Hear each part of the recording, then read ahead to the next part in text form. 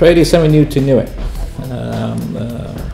As we trade or export minimal, but with the framework mainstreaming the trade policy, it is now clear the pathway forward of understanding more digital participation and engaging with the world in the name of trade. And that's why we have included all key related government sectors, Chamber of Commerce representing the private sectors, the non-government organizations for these activities. Sure, trade is very important for all these small island countries in the Pacific. Trade is relied upon to help in the economic development, but ultimately to help eliminate poverty. It's through trade that there is expectation for the private sector to flourish. Well, you know, Niue is part of the global trade, and we're signed up to a lot of the multilateral agreements, and so how it affects us is that these agreements, we're the implementers. The private sectors, our members, are the implementers. So we need to know what's in these agreements. We need to know this in order to comply with a lot of the terms and conditions of all these agreements. Over the past decade or so, we have seen quite significant improvement in terms of involvement of the private sector. And one of the reasons why that has happened is because of the trade-related infrastructure that has been developed, but also the incentives that have been provided for entrepreneurs to engage in providing services to the people which previously have been provided by the public sector. The important reason why mainstreaming of trade is so critical is because when it comes to a national development plan, it needs to be done in such a way so that it's sustainable. Now we are progressing towards signing the PIFS agreement that pretty much provides us with good market access to the Australian and New Zealand market for exporting our goods. Although at the moment we are limited to taro, honey, vanilla and some other commodities, having secured market access for duty-free, quota-free access to their market will give us a long-term security for us to export to those markets. In the past, say 3 years, Niue has been involved in trade negotiation. Some of these are part of a regional project moving towards economic integration. So in order for Niue to benefit from this development, Niue needs to start preparing itself to be able to benefit from those other developments by thinking very seriously about developing our system, improving our economic framework. So that is basically the main purpose of the trade policy. I think that the trade policy framework and the work that we're doing on trade policy is really about trying to put trade at the center of government policy making. And what that means is that in its decision making, the government takes a lot more account of trade, so that trade really sits at the heart of economic development in Niue. The trade policy mainstreaming that does allow us to develop our trade strategically, yeah? And that is by ensuring that each related sectors are included within. This indeed will help Niue to maximize the benefits from our resources to enable us to have a stronger economic growth. In terms of capacity building, Niue is a very unique island in that our population base is about 1,700 people. And our financial constraints, our capacity constraints, they all is part of this big picture of implementing all these trade policies. And you know, the financial budgets that we have can only cope with what we can do on a national level. All these new reforms and all these new policies that the government want to bring into place, we actually need funding for it. We need assistance, capacity building, we need infrastructure, institutional reforms.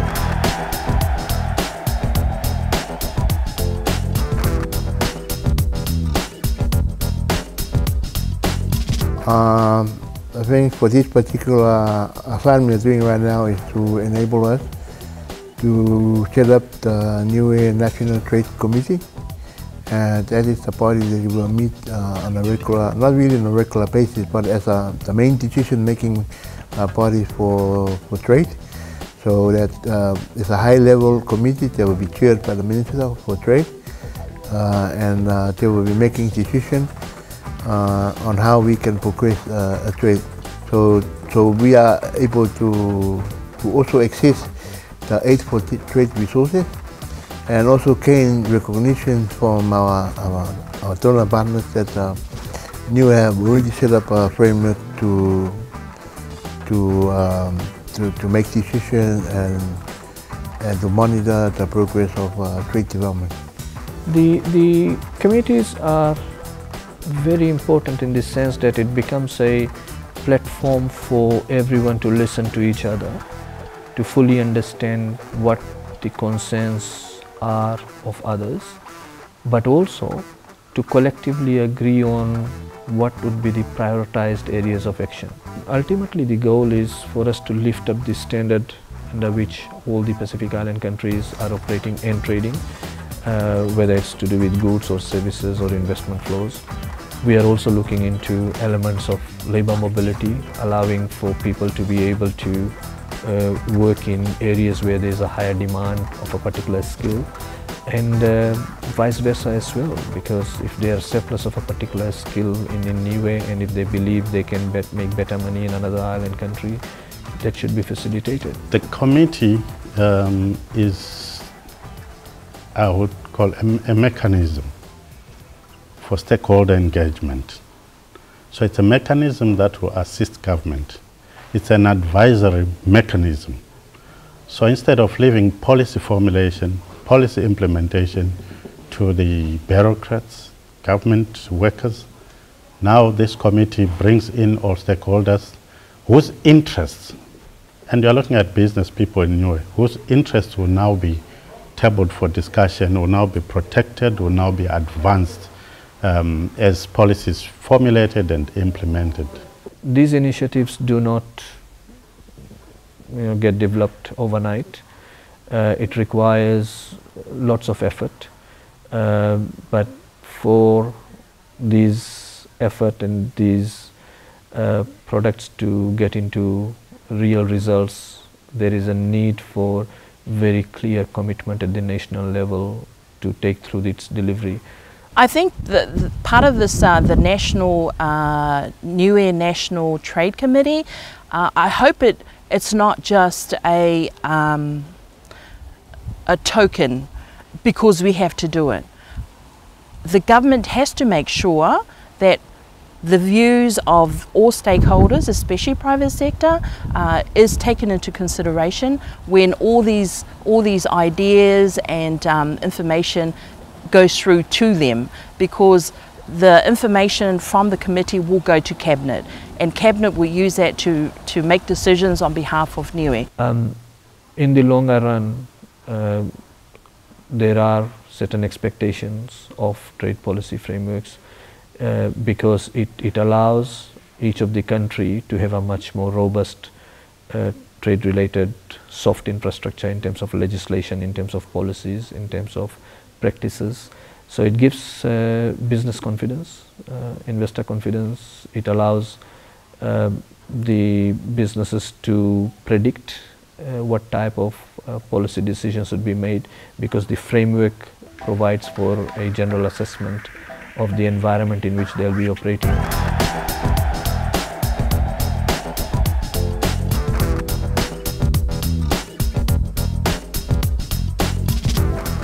Not many countries smaller, I think, in terms of population at least, than Niue, and with a customs team of less than half a dozen, it's very challenging to implement new customs laws and enforce them and administer them. So I think it's necessary to take account of the limited capacity of the Niue Customs Administration. So I think there needs to be a degree of sensibility in the way that we try to implement this legislation. Like all trade policy, customs is more at the forefront of all trade. That means we are at the border. So I think all this trade policy is to increase the movement of goods, at the same time facilitate. So in the past, customs always have this notion as a gatekeeper. And I think the requirement now is to change our perspective, at the same time change the way we do things. It's facilitation now. At the same time, it doesn't mean that we'll do away with compliance. So there is a balance between facilitation and compliance. We are very grateful for the various development partners who have helped us in this region to develop these frameworks. We have received funding from our neighbours, Australia and New Zealand, in supporting these initiatives.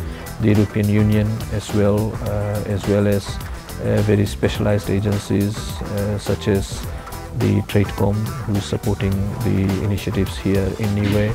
We've also had support from ADB, the World Bank Group, as well as other donors active in the region.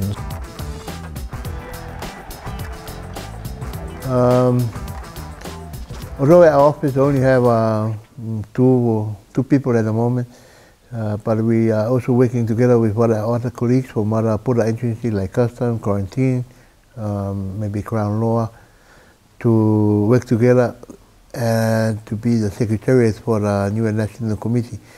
And we have also trained some other colleagues, trade officials, to be able to play a role in this in running the Niue National Trade Committee meeting.